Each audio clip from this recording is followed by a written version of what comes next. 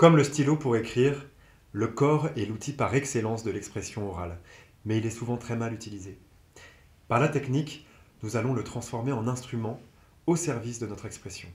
Voyons comment se débrouille Achille.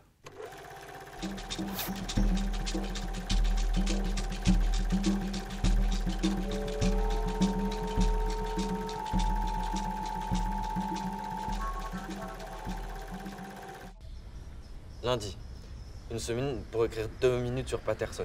C'est le dernier film que j'ai vu et il m'a plu sans que je sache clairement pourquoi. C'est un film sur la poésie dans lequel on vit une semaine dans le regard de Patterson, un chauffeur de bus poète. J'ai aucun doute que je vais trouver plein de choses intéressantes à dire et je commence demain. Mardi. Achille. Achille, je t'arrête tout de suite. Ton corps est complètement recroquevillé et tu es instable, tu ne pourras rien transmettre comme ça. Tu sembles être un petit peu hors sol, ta voix est déconnectée du reste de ton corps. Il faut que nous travaillions sur l'ouverture et la souplesse générale, donc nous allons nous pencher sur les appuis. Pour cela, il faut qu'on détende au maximum le corps, bien qu'il soit en posture debout. Ainsi, la gravité va refaire effet sur notre corps et nous allons sentir le poids propre de nos organes peser vers le sol. Je te propose la chose suivante. Tu souffles sur une bougie imaginaire, tu reprends de l'air, crée une apnée, et sur cette apnée, tu tends le bras vers le ciel, tout en appuyant autant que tu peux sur le pied du même côté. Quand tu veux relâcher, expire en revenant en position initiale. Passe à l'autre côté. Très bien. Ne tire pas trop fort non plus.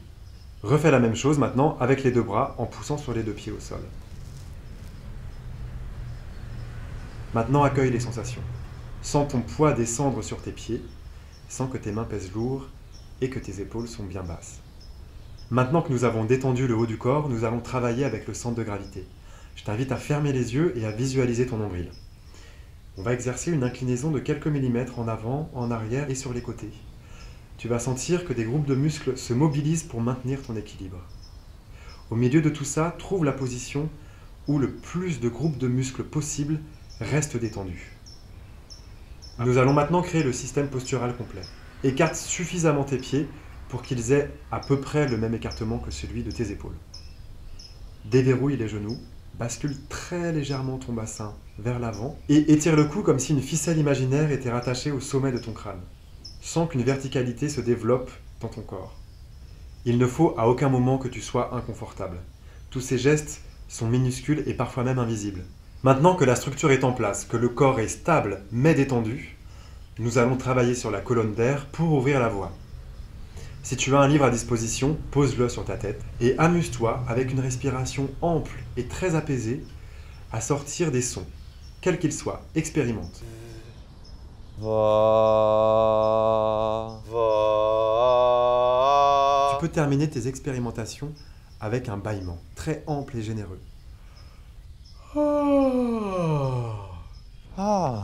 Fais attention à bien dépenser tout ton air tout au long du bâillement et à ne pas faire Très bien. La question de la posture est très importante dans l'art oratoire, mais il y a d'autres thématiques essentielles que nous verrons dans les épisodes suivants. En attendant, c'est à toi Achille, tu peux y aller. Lundi, une semaine pour écrire 2 minutes sur Patterson. C'est le dernier film que j'ai vu et il m'a plu sans que je sache clairement pourquoi. C'est un film sur la poésie, dans lequel on vit une semaine dans le regard de Patterson, un chauffeur de bus poète. J'ai aucun doute que j'ai trouvé des choses intéressantes à dire et je commence demain. Mardi. J'ai essayé de réfléchir ce matin, c'était compliqué. Patterson écrit des poèmes simples et puissants comme des haïkus. C'est la poésie du quotidien, de ses répétitions. Un regard sur l'art dans la vie des gens normaux. Mercredi, j'abandonne l'idée de mardi. Trop dur de faire le poète. Jeudi, je vais lire les critiques de cinéma sur Internet. Film, haïku, routine réenchantée. Je note des phrases, ça avance très fort. Vendredi, Patterson a son rythme à lui, très lent et il aime ça. J'ai l'impression d'être sa femme. Elle tourne en rond, elle essaye de nouvelles choses, sinon elle va exploser car il y a de l'ennui dans le quotidien. Et là, le film m'ennuie à pas vouloir se dérouler gentiment dans ma critique. Samedi, j'ai enfin écrit quelque chose avec des idées que j'aime. La poésie, avec le quotidien, le merveilleux, l'ennui. Mais quand je me lis, j'ai plus du tout envie d'aller voir le film. Et dimanche, ce qui devait arriver arrive. J'ai rien à envoyer.